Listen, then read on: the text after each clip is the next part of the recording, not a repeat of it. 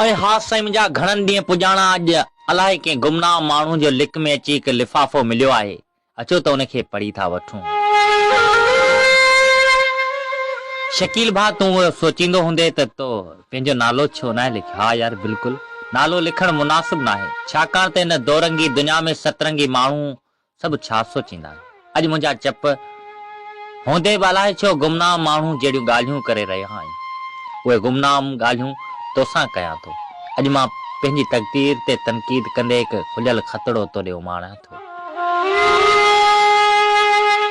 हा, तूं उन्हनि लफ़्ज़नि खे फुल स्टॉप ऐं कामा सां बेहक अहिड़ी तरह बयानु कजां, सचपच ॿुधण वारो बि कलम खणी लिखण लाइ तयारु थी वञे। अचु त हाणे शुरू करियूं। सीन सां शुरू थींदड़ मुंहिंजी शहज़ादी।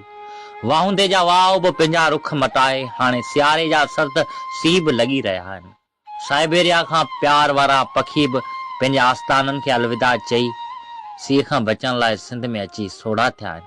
पर तुंहिंजो विछोड़ो, हा तुंहिंजो विछोड़ो अलाए छो अञा बि तवील थींदो पियो वञे। ऐं तुंहिंजे विछोड़े जो हिकु पल बि सदियुनि जेॾो लॻंदो आहे। तुंहिंजे विछोड़े जो वॾ नवंबर महीने में नाराज़ थी मूंखां मोह मोहण मूंखे कॾहिं बि विसरी न सघंदो। हा, रोहिड़े जे रते गुल जहिड़ी मुंहिंजी प्यारी परदेसण, तूं विछोड़े जो वॾ ॾेई हा पर उन जो सबबु ॿुधायां त सही हो।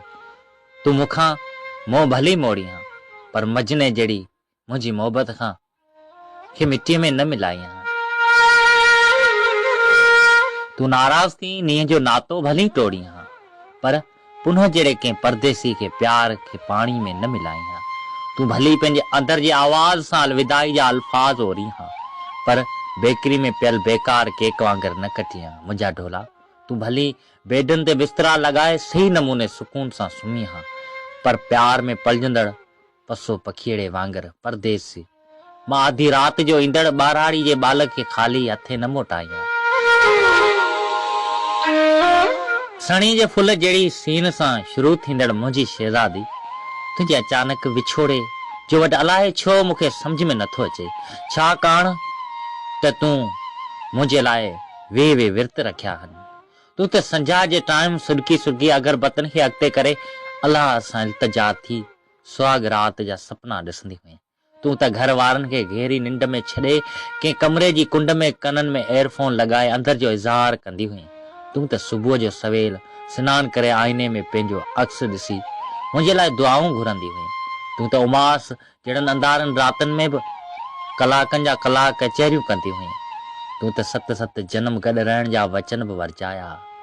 चोॾहं जे चंड जहिड़ी चमकणी ऐं खिलणी, जॾहिं बि तोखे वक़्त जी फुर्सत मिले त सही नमूने उनजो सबबु ज़रूरु पुछजांइ ऐं सम्झाइजांइ, छाकाणि त हिन दौरंगी दुनिया में सतरंगी सभु माण्हू आहिनि।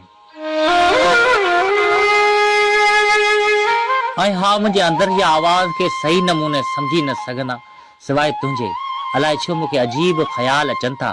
हर रोज़ हलंदड़ हवाउनि में अलाए केतिरा तोखे मयारी ख़त लिखी मोकिलींदो आहियां, पर कॾहिं बि तुंहिंजो जवाब न आयो। पर हाणे एतिरी देरि न कजां, ऐं इंतज़ारु करे करे थकिजी पियो आहियां। मूंखे एतिरो अंदेशो आहे त तूं पखीअ वांगुरु कंहिं पिंजरे में ज़रूरु बंदि आहीं, पर जॾहिं बि मुंहिंजा उचारियल लफ़्ज़ तुंहिंजे कननि ते किलविलायूं कनि, तॾहिं कंहिं कमरे जी कुंड में वेही अकेलाई में अल्फाज़ उचारे सुल्कनि साण जल्दी हिन जो जवाबु लिखी कंहिं लिफ़ाफ़े जी लिक में कंहिं वाचूड़े जे वर करे छॾिजां। जेसिताईं मुंहिंजे शरीर में साह ऐं जिस्म ते माउ हूंदो तेसिताईं तुंहिंजो इंतज़ारु कंदो रहंदुसि। हा, मुंहिंजी सजनी।